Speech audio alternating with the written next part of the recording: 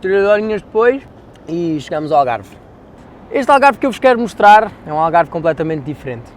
É o Algarve mais frio, apesar de eu estar de t-shirt e de chinelos, e o Algarve de inverno, onde normalmente há ondas até naquelas praias onde a malta fica a apanhar sol no verão e a quem se diz, ei, apanha altas ondas aqui ou ali, e as pessoas não acreditam.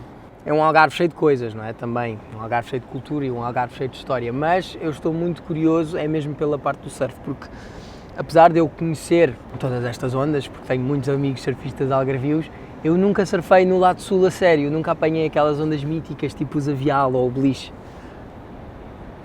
E é um bocado aquilo que eu quero encontrar agora, porque olhando para o mar não está grande espingarda. E portanto acho que é isso que vamos fazer. Vamos só fazer aquela pausazinha hippie algarvia. Comprámos um pãozinho, um presunto, um tomate. Imitar a vida hippie aqui do Algarve. E ver o que é que acontece agora. Bora nessa.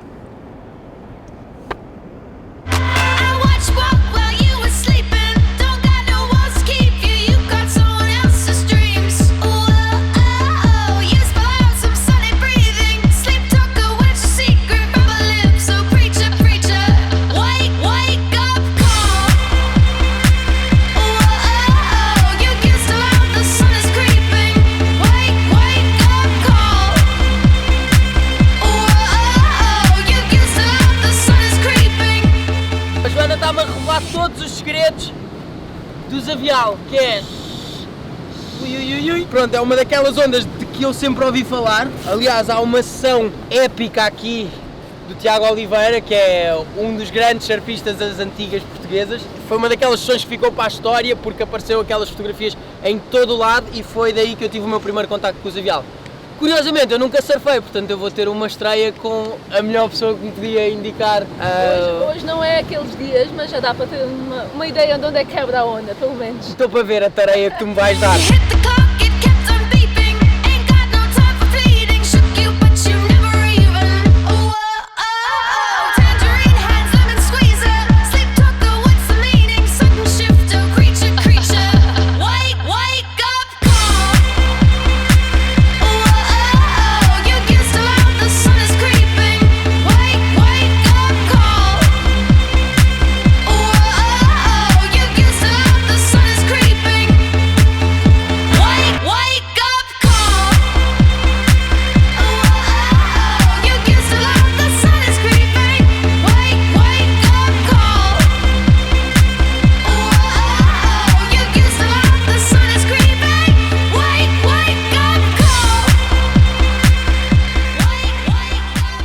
Joana, numa linda, pá, meu Deus, já percebi o que é o buzz todo à volta desta onda. Tu não tens de fazer nada, é dropas e a onda empurra-te sem parar, ou seja, é só dropar, olhar para cima, ela está sempre lá à tua espera, bom, vais para baixo outra vez, bom! Pá, eu não vi as filmagens, mas eu senti-me a surfar bem. Das ondas mais divertidas que já surfei em Portugal, sem dúvida nenhuma. E ter a Joana, que é campeã mundial de bodyboard, para me mostrar estas maravilhas do Algarve, não podia ter uma melhor anfitriã aqui, nas terras do sul. E agora vamos conhecer os outros anfitriões. Pões.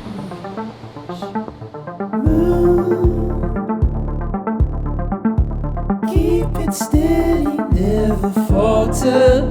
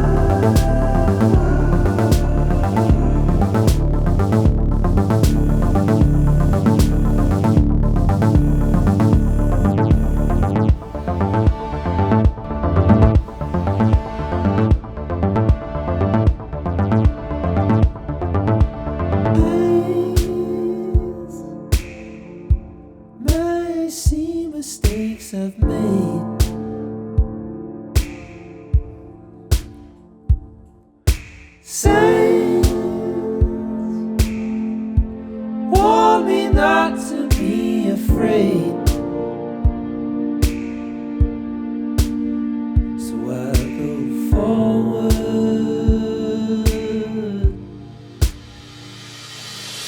sei se vamos gravar mais Riding Portugal, isto é o dia 2, porque estou cansado.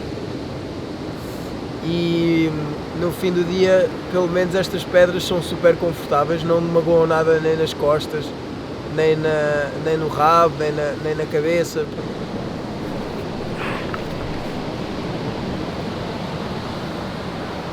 Ai, a realidade é tão dura, meu! E as minhas nádegas também, por causa destas pedrinhas boas.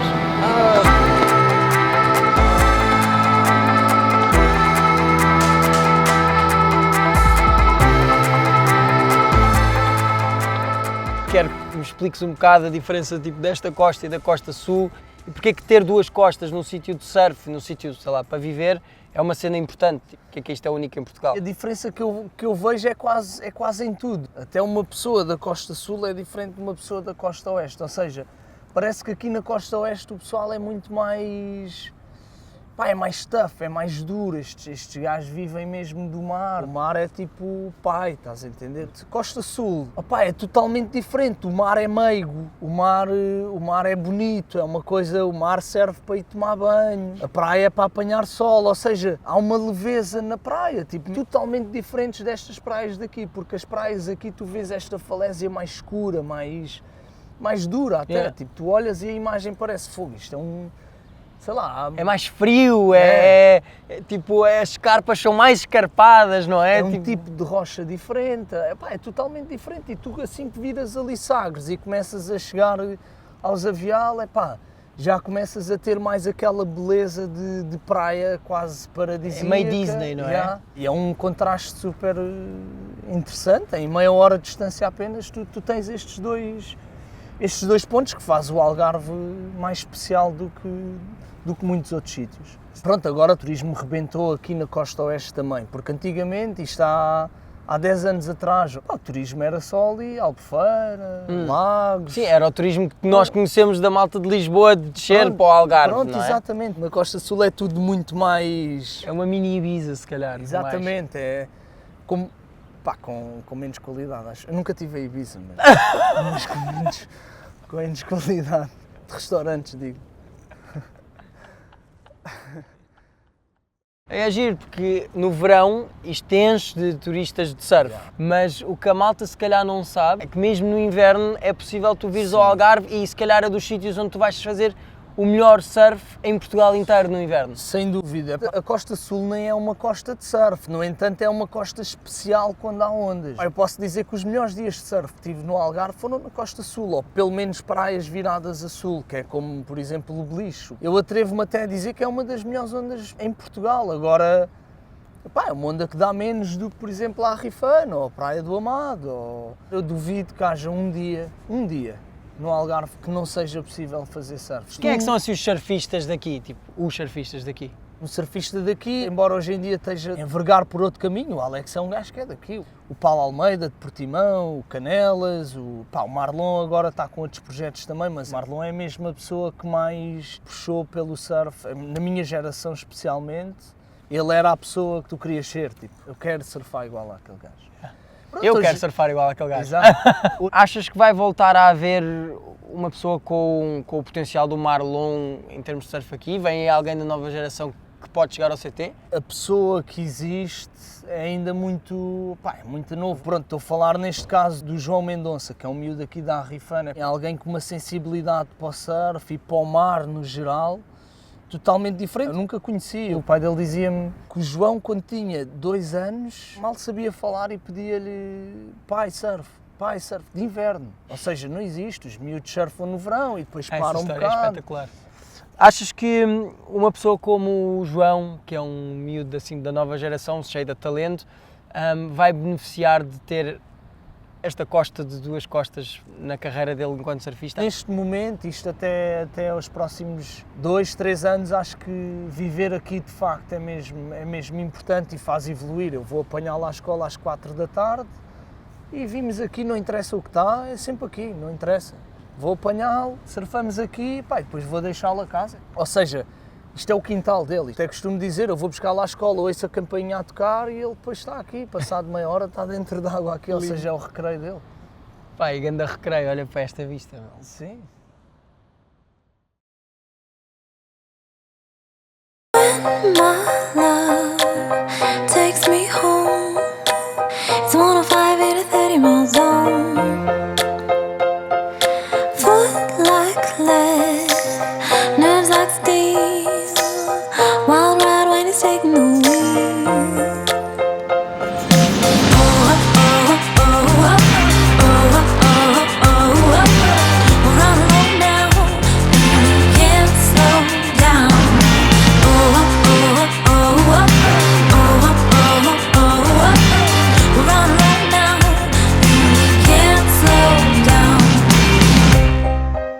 Nós viemos aqui almoçar a Silves com a fisgada do javali, porque era aquele prato que toda a gente dizia que nós tínhamos que experimentar e, enfim, javali, não é? E o nosso anfitrião, aqui no Recanto dos Mouros, começou-nos a explicar o que era o cardápio e tal, e nós perguntámos, olha, o que é isto da feijoada de buzinas? Porque nós não sabíamos o que era. E buzinas, pelos vistos, é isto aqui. Estão a ver o tamanho do bicho? Desta conversa surgiu a oportunidade de nós, que gostamos muito de comer aqui no Riding Portugal, sugerirmos que nos fossem apresentados os pratos mais típicos aqui do estabelecimento e, portanto, para além do javali, o que nós vamos comer é uma bela de uma feijoada de buzinas, ensopado de borrego, que também é daqueles pratos que eu não sei o que é que vai acontecer quando eu o comer, acho que vou cair para o lado de... enfim. E depois, por fim, o tal do javali.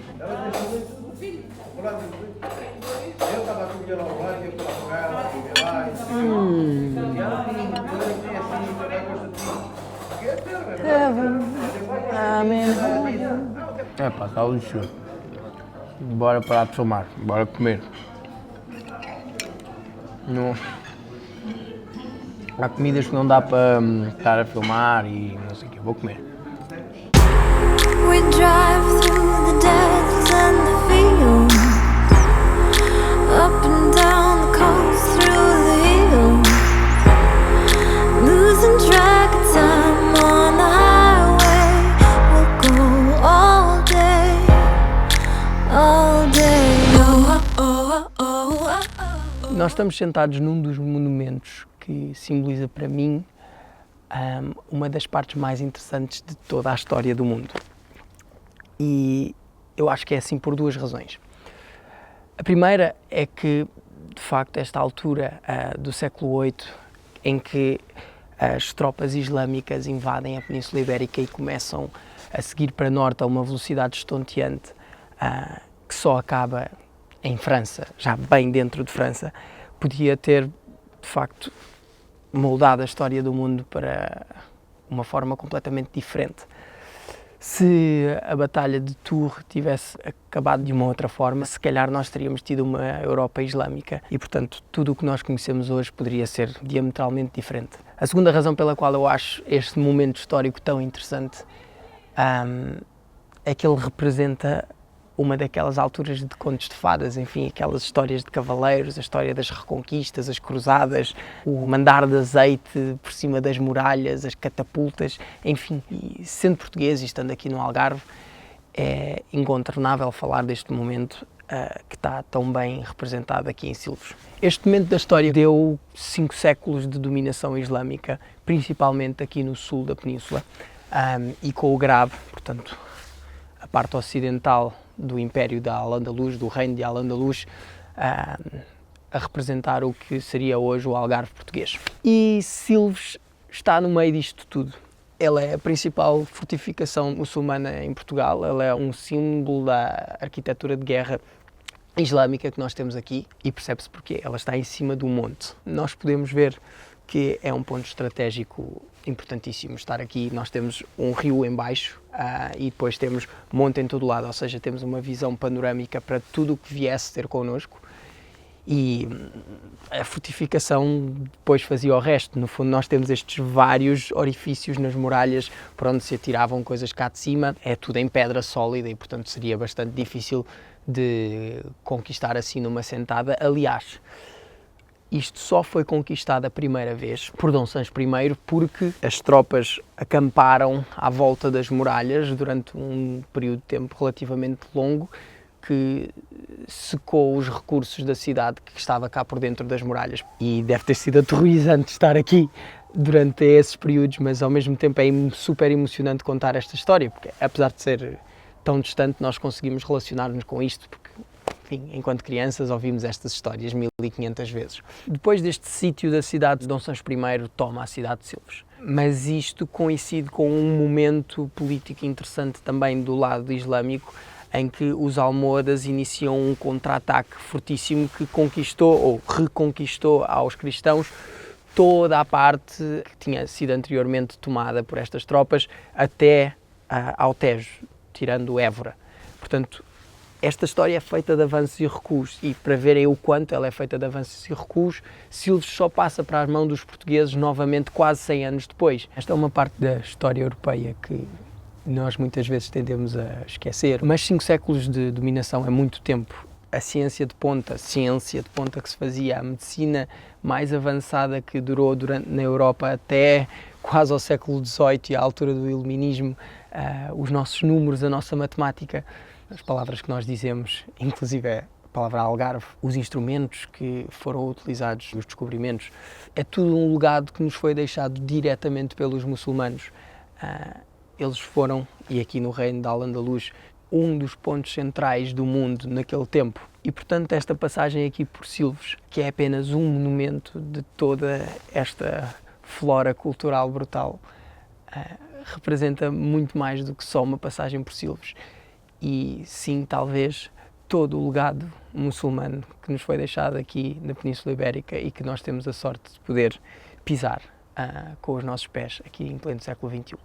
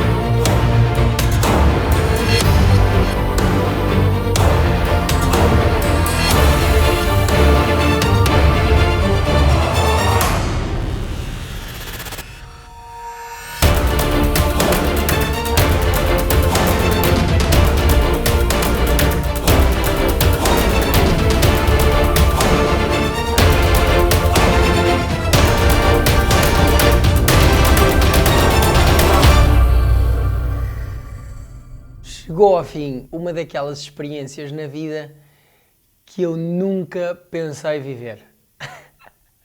Eu lembro-me de ter tipo, sei lá, 8 anos e de ver no National Geographic umas coisas estranhas que eram utilizadas como meios de transporte de guerra, sei lá, na guerra do Kuwait ou uma coisa qualquer, que eram os tais dos hovercrafts. E essencialmente a forma que eu tive de explicar às pessoas que eu ia fazer isto aqui no Algarve era dizer assim, olha malta, estás a ver uma daquelas boias de praia? Agora imagina um kart em cima com umas hélices de helicóptero atrás. E a pessoa, eu já ouvi falar qualquer coisa sobre...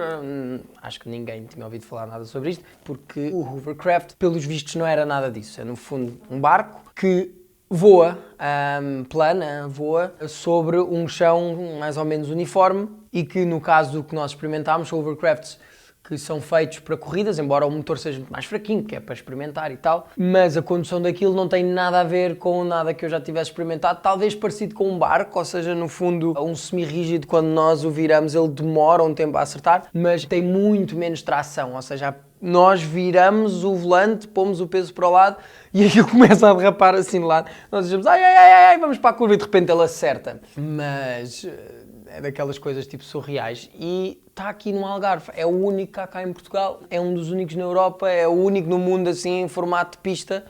E por isso é daquelas coisas, embora não seja do mais mainstream cá para ir no Algarve, até porque isto só existe há 1 ano e tal atrás, vale muito a pena vir cá dar uma voltinha. E pronto, hovercraft, bela de uma experiência estranha.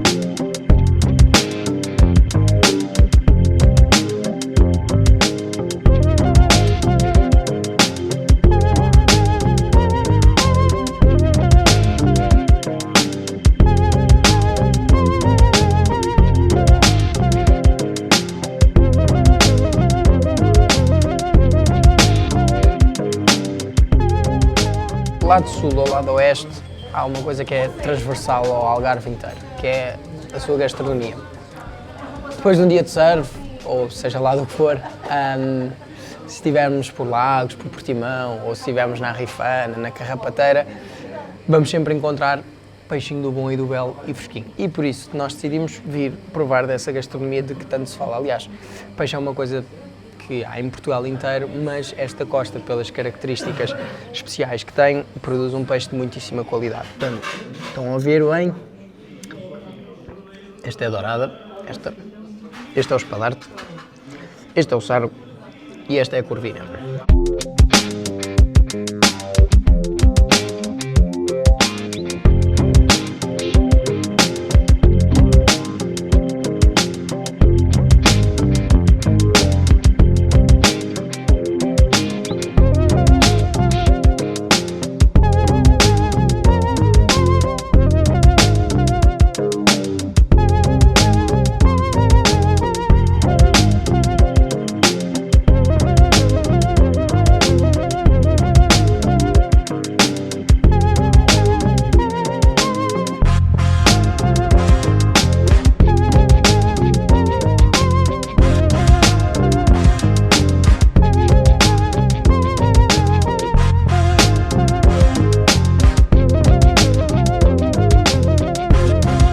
Nós estamos na Ponta de Sagres, onde assenta a Fortaleza de Sagres, e de tanto falar destas características que fazem do Algarve um lugar tão especial geograficamente, tivemos que vir àquele sítio que separa no fundo estas duas costas. E portanto, à minha frente, nós vamos ter a praia do Tunel e mais para lá do Beliche. Enfim, no Tunel se calhar estão 2 ou 3 metros agora. E aqui na Mareta não há nenhuma onda, porque o cabo protege a costa sul. Claro que estas linhas continuam e eventualmente vão dar à costa. O facto desta nossa costa aqui do sul ser tão recortada e termos duas costas que faziam com que ventos diferentes e mares diferentes pudessem ser aproveitados, foi um ótimo berço para a tradição dos descobrimentos, mas não só. Desde muito cedo, esta zona foi assolada por atividades de pirataria.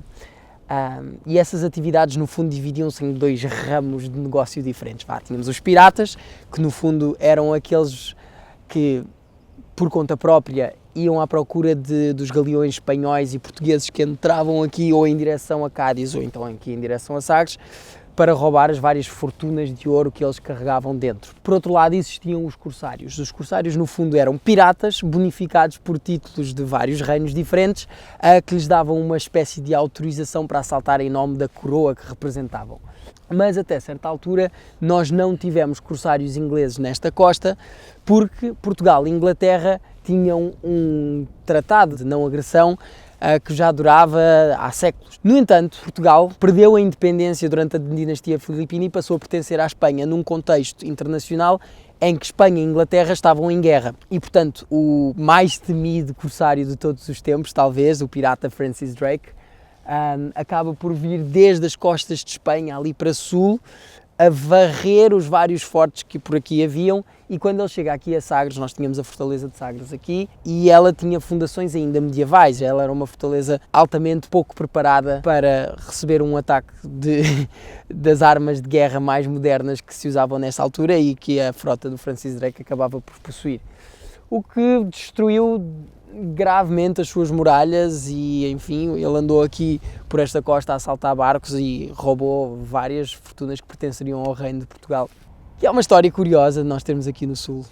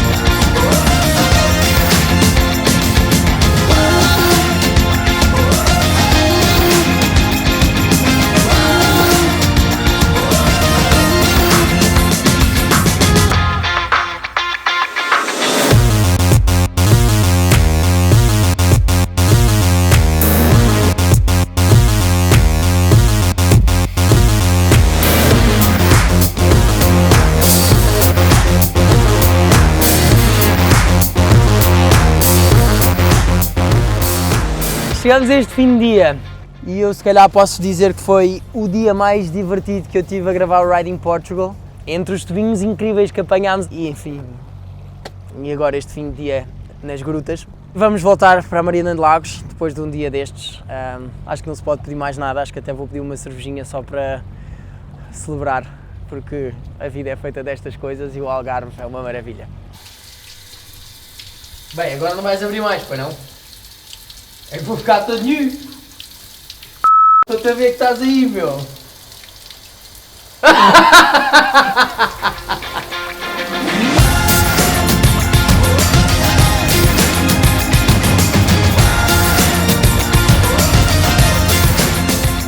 Lagos é a primeira cidade que separa, no fundo, este lado mais roots do Algarve, onde nós estivemos a surfar estes dias todos, deste Algarve mais conhecido e mais do verão, que é Lagos, Albufeira e toda esta zona que nós temos atrás de mim, que no fundo marca a costa sul do Barlavento Algarvio, ou seja, a parte ocidental do Algarve. Lagos, ao mesmo tempo que separa estes dois Algarves diametralmente diferentes e que marca aqui um ponto de ruptura, é também uma cidade cheia de história. Eu não sabia, mas este sítio já leva com 4.000 e tal anos de existência e, portanto, eu vou percorrer todo esse período histórico muito rápido e muito resumidamente. No fundo, talvez pela localização geográfica peculiar de Lagos, foi uma zona sempre bastante cobiçada pelos vários povos, quer enquanto um interposto comercial, quer mesmo como uma zona de fixação. Fenícios, cartagineses, depois alguns povos gregos e, claro, a ocupação romana da Península Ibérica. Uns belos aninhos mais tarde, como vocês sabem, a Al-Andalus ocupou quase toda a Península Ibérica, da Idade Média também, deveriam permanecer de pé os edifícios do período da Reconquista Cristã. Infelizmente, o século XVIII foi um bocadinho chato aqui para Lagos, porque eles tiveram uma série de terremotos assim de seguida, a culminar no de 1755, e Lagos sofreu bastante, levou com um marmoto também, a par do terremoto. Das poucas coisas que permanecem de pé dessas alturas mais antigas desta história da cidade, é este castelo que nós temos aqui atrás. Mas o grande legado que Lagos deixa à história, se calhar, do mundo, nós ainda não mostramos. Mas vamos mostrar, e vamos mostrar agora. Portanto, bora nessa. Portugal do século XV tinha dois problemas. O primeiro é que, cronicamente, nós sempre precisámos de cereais e não os tínhamos. E o outro era que os nossos velhos vizinhos da Europa faziam bastante pressão. E, portanto, a dada altura, o mais natural foi, tendo este mar gigante à nossa frente, pensar que, bora nessa, vamos explorar o que é que para aí há. E é aí que Lagos se torna uma peça muito importante no processo dos descobrimentos, que é como nós aprendemos na escola, não é? Isto porque Lagos foi o local de onde partiam as primeiras caravelas, esse barco inovador, inventado, de certa forma, pelos portugueses. Nós andamos pela cidade e respira-se ainda este mar salgado, deixado por esse legado de expansão marítima portuguesa. Há estátuas erguidas que contam essa narrativa. Nós temos de um lado os Ilianos, do outro lado nós temos o Infante Dom Henrique. As ruas têm os nomes desses personagens. As N fortalezas que foram postas desde Sagres até aqui. Enfim, Lagos era o epicentro de quase tudo o que era a expansão marítima portuguesa e descobrimentos. E porquê que num fim de um dia tão bem passado como este, eu acabo a rematar Lagos num lugar tão estranho e descontextualizado como é este que eu acabo de pisar? Alguns por aqui foram vendidos os primeiros escravos no contexto colonial da Europa. Lagos combina estas duas partes da história, esta um bocadinho mais triste, com as muitas mais felizes que os descobrimentos e a troca de culturas e, enfim, a nossa expansão marítima trouxeram a Portugal e ao mundo. E, no fim de um dia tão bem passado, nada como dar um passeio pela cultura e ficar a conhecer um bocadinho mais do sul português.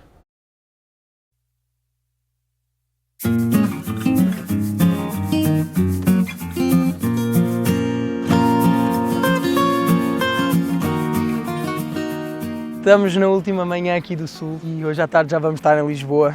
Na verdade, a história do porquê nós estarmos aqui é uma história bastante caricata, que mostra muito do que é estar em viagem. Nós conhecemos um dos locais mais boa gente por quem passámos cá em baixo. O João Cabrita, um fotógrafo que estava na água e eu passei por ele numa onda e fiz qualquer coisa. E ele chamou-me, olha, a foto está gira e tal, bora, anda cá ver.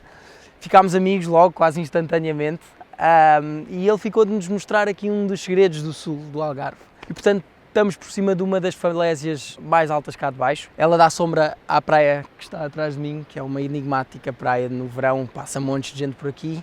No inverno ela transmite uma super sensação de calma, é a Praia da Luz. acabámos por descobrir que há aqui uma onda também, o João deixou-nos esta surpresa. E eu achei que esta era uma última imagem de guardar cá do Algarve, porque atrás de nós estão todas as baíazinhas que nós andámos a surfar estes últimos dias e que nós andámos a explorar. Nós vemos lá ao fundo a Ponta de Sagres e o Cabo de São Vicente e para cá é só ondas. Para além disso, obviamente, guardar na memória antes de ir para norte uma vista destas que é mar até ao horizonte e uma água azul, azul, azul que deixa ver todas as rochinhas lá em baixo. Acho que não podia ser um postal melhor do que este para irmos agora para cima.